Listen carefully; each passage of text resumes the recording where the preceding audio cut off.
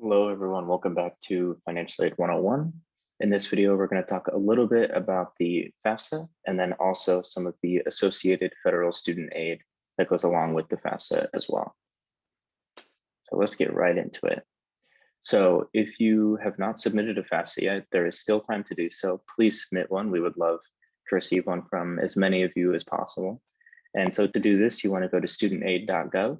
And from there, you would create an account in which you would make an FSA ID and a password associated with that account. And then you can go ahead and get started on your free application for federal student aid.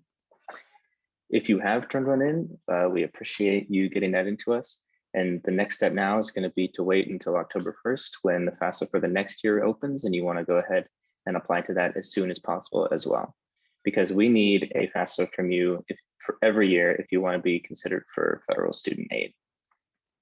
Along with that, we like to encourage students to apply before March 1st of every year, because if you apply before March 1st, you could be eligible for federal work study, and then also the SEOG grant, which is associated with the Pell Grant if you're eligible for Pell as well.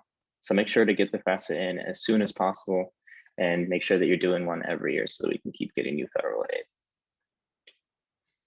What I want to talk about now is this idea of federal student aid versus institutional aid.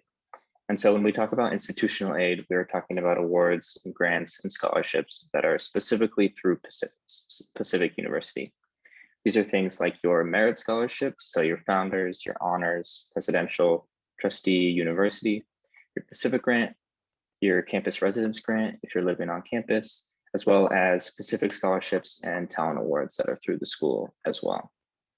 And these exist in contrast to your federal aid, which will be things that are determined specifically through your FAFSA application. So these can be things like the Pell Grant, the SEOG grant, which again is associated with the Pell, direct loans, so your subsidized and unsubsidized loans, as well as federal work study. And to be eligible for these, you will need to submit a FAFSA, and you'll want to do so every year if you are receiving these to continue to receive them for each year.